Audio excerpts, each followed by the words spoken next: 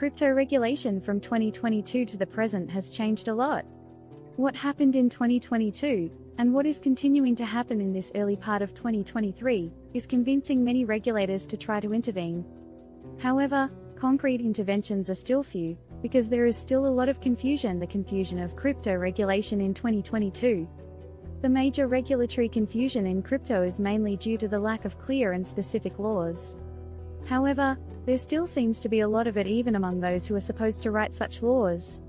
Taking the US regulatory framework as a reference, given that the US is the world's largest market for cryptocurrencies, there still seems to be no agreement either within Congress or within the government on how to proceed.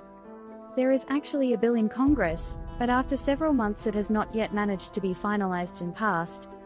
Indeed, after an initial approval, changes have already been introduced that are not always perfectly in line with the original intent.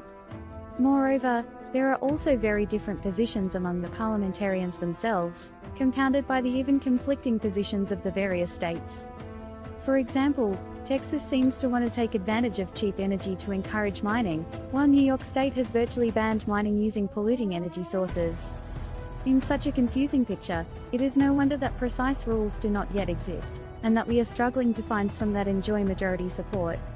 In addition to this, it is worth adding that around the world the situation is not so different, with a few and generally small exceptions. The most crypto-friendly states. Despite this, there are some nations that are trying to become crypto-friendly, that is, to have crypto-friendly regulation of the sector. Perhaps the one furthest along in this regard is Switzerland, with Lugano aiming to become the main crypto hub in Europe. Regulation in Switzerland is now clear enough that its crypto regulations to date appear to be among the most advanced in the world.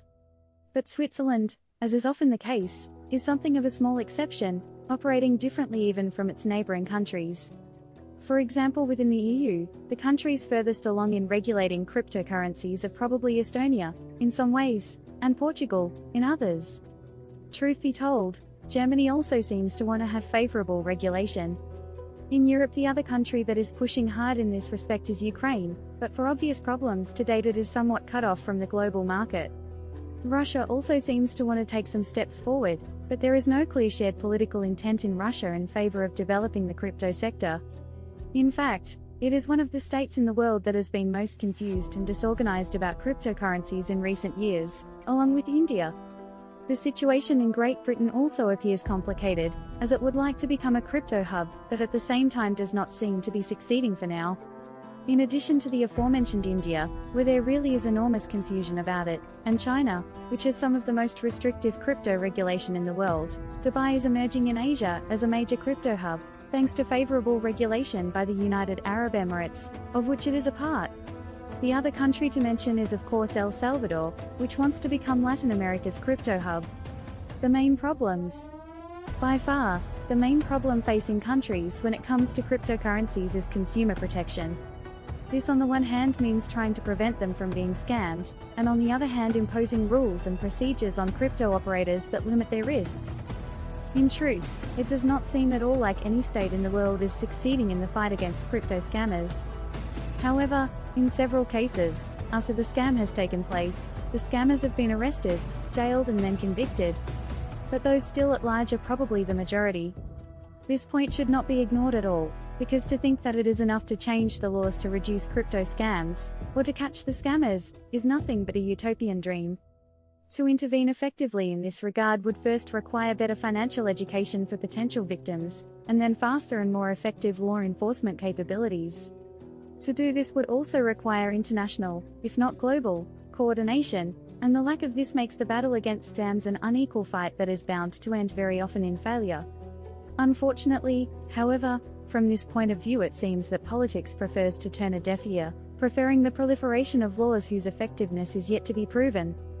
Instead, imposing stricter rules on crypto operators to force them to be more robust and honest seems a perfectly viable path. This, by the way, is precisely what the chairman of the SEC, Gary Gensler, is calling for these days, according to which crypto intermediaries should at least give the same guarantees as traditional financial intermediaries.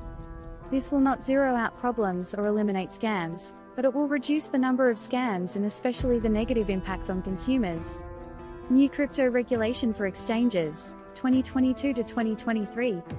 It is therefore no coincidence that it is precisely on exchanges and other crypto service providers such as lending platforms that the attention of many regulators is being focused.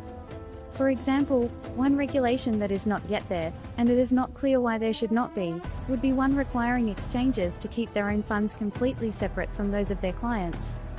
This is a rule that underlies the financial system of international exchanges, and it would be good if it were introduced in the crypto world as well.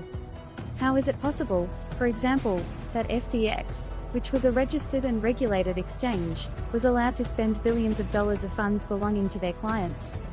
Another regulation that is not well understood why it has not yet been introduced is the requirement to insure against theft or possible loss of client funds. In traditional finance, funds held on behalf of third parties are insured, so that in the event of theft or loss, it is not the clients who bear the cost, but the custodians. In contrast, in crypto it continues to be mostly the clients who bear the costs. These two are the main regulations that are expected to be introduced in the crypto world in 2023, or in the years to come, though it would be better if they were introduced as soon as possible. It is worth mentioning that cryptocurrency holders are by no means obliged to rely on intermediaries. One of the characteristics of this new technology is precisely disintermediation, so there will always exist an alternative system that does not force them to have to rely on intermediaries. Because of this, there is no reason not to impose security measures on these intermediaries that will prevent their customers from always being the ones to pay the price if something goes wrong.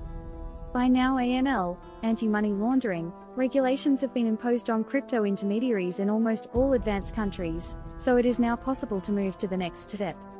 While it is increasingly unlikely that new bans will be introduced, especially in liberal countries, it is not at all unlikely that new regulations will be imposed on crypto intermediaries that will strengthen their security and increasingly protect their users.